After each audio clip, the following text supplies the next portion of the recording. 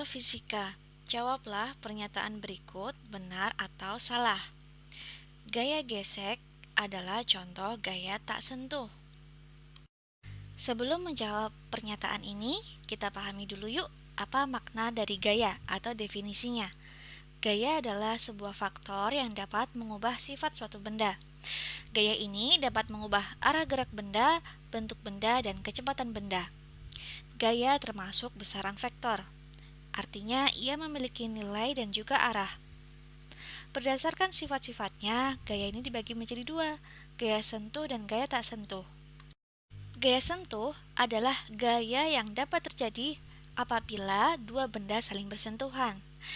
Namun, untuk gaya tak sentuh, suatu benda dapat mengalami arah gerak benda yang berbeda, bentuk yang berbeda, maupun kecepatan yang berubah diakibatkan oleh suatu gaya tanpa adanya sentuhan dua benda tersebut, tanpa adanya campuran dari pihak lain.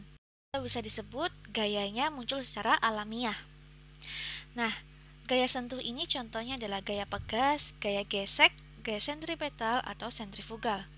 Nah, gaya sentuh contohnya adalah gaya gravitasi, gaya magnet, gaya listrik, dan gaya antar molekul.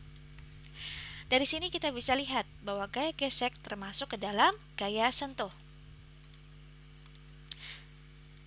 Nah, untuk penjelasannya, gaya gesek termasuk gaya sentuh.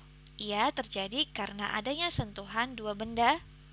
Jadi, bila ada dua benda yang saling bersentuhan, misalnya ini benda kemudian ditaruh di atas bidang miring, akan terjadi gaya gesek.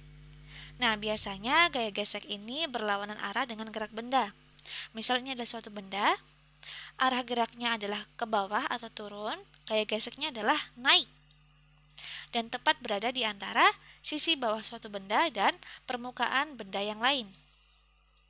Sehingga, pernyataan bahwa gaya gesek adalah contoh gaya tak sentuh adalah salah.